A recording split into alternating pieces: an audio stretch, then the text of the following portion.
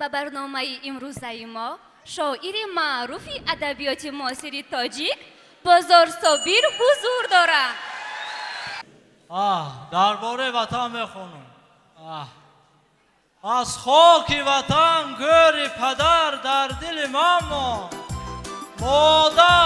مادر چو مزاری لب جر در دل ماما. در آتش غم کاغذ روی من اگر سوخت، از خواهر من کاغذ سر در دل ماما. وای سخنای من میگم من دیگر هیچ کس نه. از کدام سراینده میخواهید یک سرود پیشنهاد بگردد؟ او سید قل بخونم شروع میخونم با تاب دلو میخونم. سید قل بخونم. جهان را در صداقت ها دمودم من، رهی خود را به زحمت ها کشودم من. هر آنچه کیش بینمودم درودم من، همه روز و شبی خود را سرودم من. پشیمان نیستم از عمری پالیدم، و پیری میرسم از خویش بالیدم. و پیری میرسم از خویش بالیدم. و پیری میرسم از خویش بالیدم. عشق چه کلمه زیبا. جوانم به خاطر آمد. جوانم آز چهر میگم درباره عشق. در پرتای پیش صنف ما جای تو بود، در توت قطار لنگر های تو بود. نخست از نگینه رؤوف سرود گلی بادام داریم پیشنهاد میشه.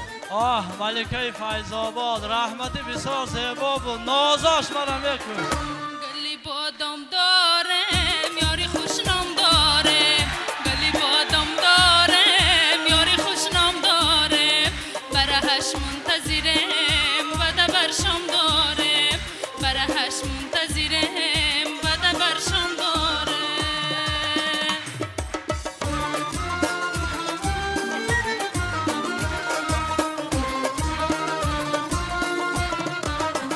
چشمی و محبینای چشمی ما ره بینای، چشمی و محبینای چشمی ما ره بینای.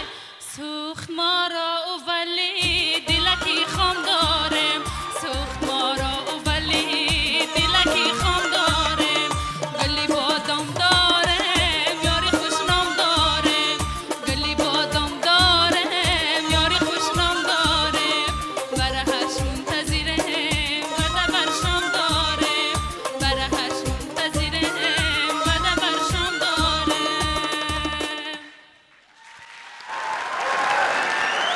هنرمند نوبتی ما فخرالدین ملیک است. مرحمت. ایناش کی با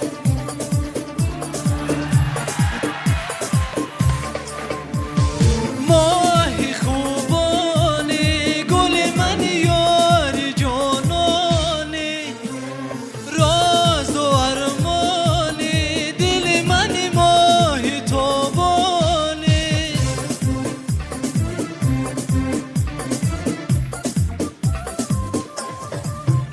یک سرود شادروان تقای مراد خوشوقت را پیشکش شما میگردانیم. ای اسرار ازل را نه تو دانی و نما، این حرف معما نه تو خوانی و نما.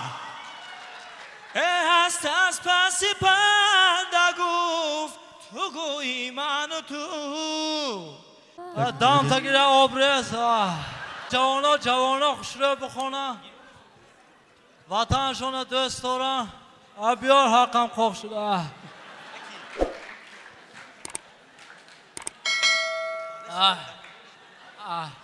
پیر شدم پیر. خوش رو بخونن، وطنشون دوست دارن. حاضر در فیلارمون محضر دانشگاه ملی با اقراری. ما همچه خط کردیم دانشگاه ملی. میرم دستگیریشون میکنم. خیلی thank you very much.